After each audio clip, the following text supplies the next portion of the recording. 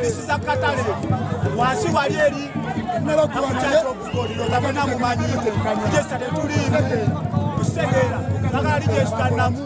Atanejia usaba mwana chusa abasajja bakade tubako ye. Osigera bawamane tebamuleta. Bagala bakubuka bono sobolo bakumane bamutwa.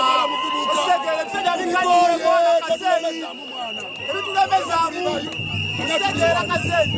Koye bisajja bebikulu mwana twagala bakubuka kati tano.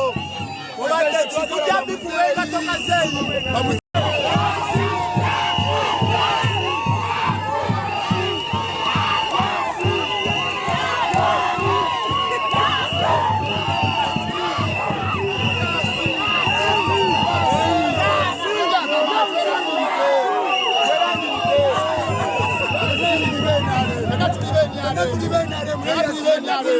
Yesi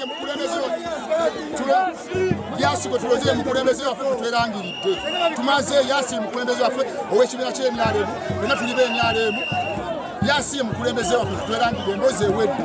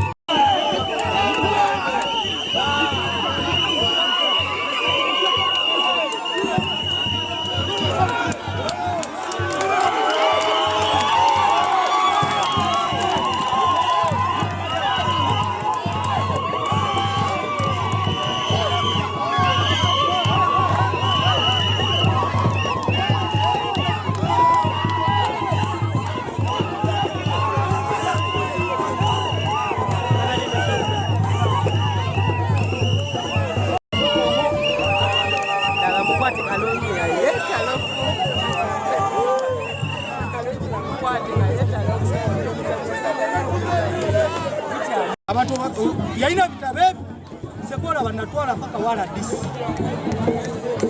nze nayingirira nansa na wala disi ngena atandise okunguyisa mboli wa dipi simanyi oliwo tata otumanyi wa dipi nze ndiwe nale mune mu kitabo kati mwendi kakati lwaki abantu baletendaka mutu zaabwe n'abateeka mbu butabe ebbali n'atabateeka mu register olw'okuba yali akimanyi tebamuwagira anoonya kalulu yali agala kuyita wano okozi kino ekyalo si bati kino ekyalo kyabannakazo tulina olulonda kagwake kagutonye oba tuli basatu tugenda lulonda buli ali mu register alonde wano buli muntu yasa amanyi gwaza olonda akenaremu akalondebwa olunaku lwa leero chairman w'ekyalo yakatabula wa LC1 lwakomplaining addamu bakulu ab'ebyokulondesa nga gwe bayita omwami Gayira ebyokulondesa Nansana municipality netumugamba LC ffe nga abeesimbyewo tetukkiriziganya na bintu biri mu register abantu baffe bagibwamu nga n'obujulizi tubulina nenkola petition nenjikwata nenjikola ki nenjimuwa n'obujulizi bwonna nenkola nenkola ki nembumuwa ne batugamba tulinde ku lunaku luli olw'okulonda ennaku z'omwezi nga mukaaga olunaku olw'okubiri singa tunaazuuka ne tusoma abantu 10 nga tebali mu register nga tebujjo baregistaringa tugende buli omu mu mugongo gw'omuntu register tukole ki tubiveeko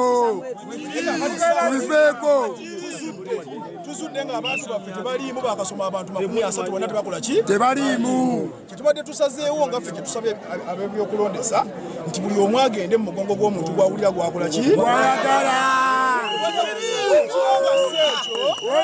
ndire badde mbategekeyo olunaku olulala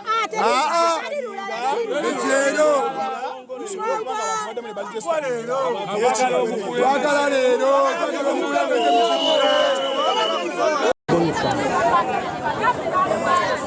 bagira ekibiina ekiri ku buyinza ekyakonera nagenda neneewandiisa era natwala kaadi yange eno ngamba nti mujja kuwandiika amannya mu ngeri embi naye mukufuulewa amannya gano nga bwe gali mu kaadi eyo era oli yawandiika n'agakopolo n'awandiika bwe baatugamba okuddayo nenzirayo kukyekina nensanga nga kwendi kuligesita naye kaakati nkomyeyo ku dakiika eno baŋŋamba siriiko simanyi kiki kyebagenderera kubanga kano akalulu kakulonda chairman owa movement ekitundu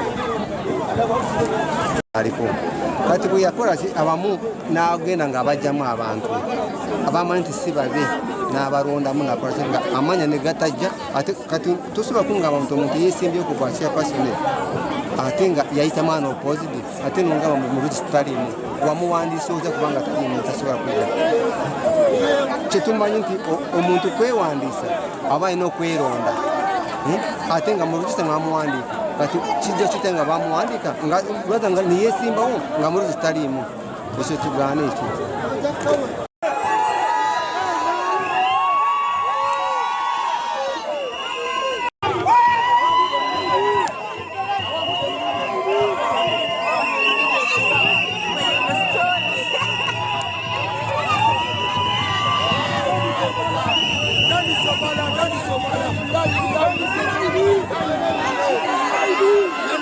akalulu kati bimani olw'essaawa zino tulina omuwanguzi waffe yasiina abasigadde bajjambo NRM oye jajja tova ku maini jajja twagala abavubuka bazeeyi bo twabakooye tebalina kye batuyambye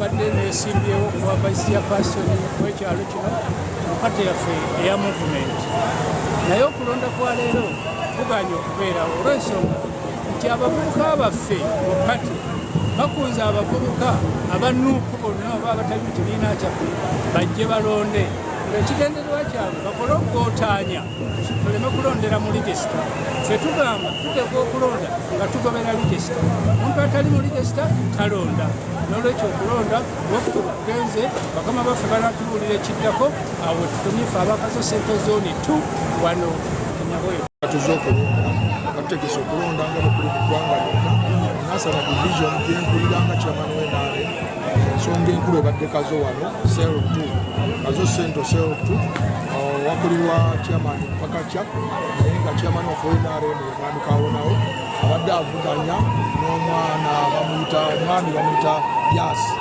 akalulu tekawedde era tekakubiddwa olw'ensonga tukoledde mu mateeka nga tugoberera regisita nga bweyina okuba naye saidi ebadde teyagala saidi ekibaddewo olw'ensonga nti abantu basomeddwa tusomyeko abantu nga 20 bebayingira mu kaguwa oludda olumu lowooza lulabye nelulowooza nti abantu abaliyo tebali mu saidi yaalwo luteekawo embeera wakalulu kati fe mu mateeka regisita n'atubuulya ekyokukola nti tulinde paka saa 8 zizino zibulako eddakiika nga 3 ozimba gwawedda essaawa 8 bwe zituuka kiba kitegeeza regisita agenda kulangirira naye tusomye mu guidelines mu mbeera efaanana bweti kiki ekiba kiddako mu mbeera efaanana bweti guidelines zaffe zeenaali zigamba nti akalulu kaba tekalondeddwa olw'ensonga nti tewabadde kikolebwa kubanga waliwo saidi eremesezza saidi endala tekolebwa okubeerawo katulindirira regisita agenda kuzzaayo waggulu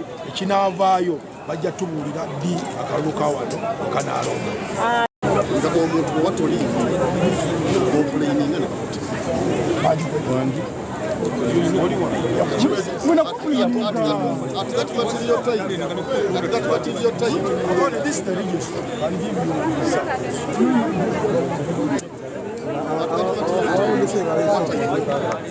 I'm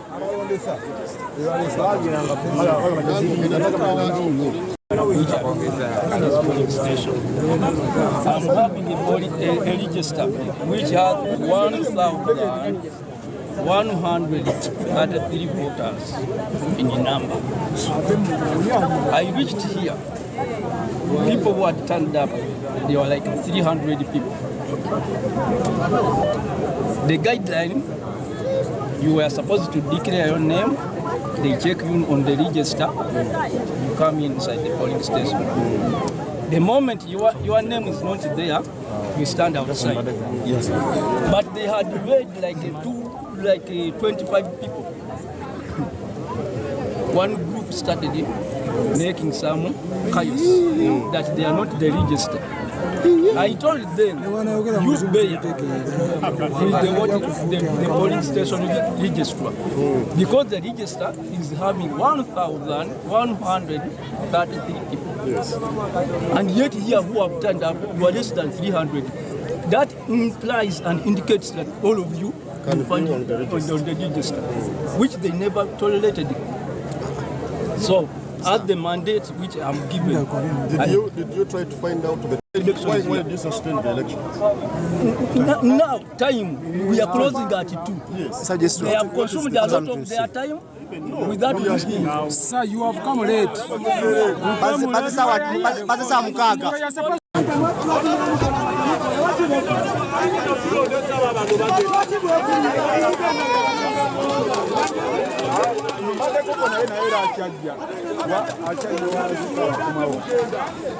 Kati nema mujisiba okulonda kwawe lero tiri kulonda kulala ekyo mumala biseera bagenda tutombera tebalina gye balaga omusajja akola ekyamule balema amagezi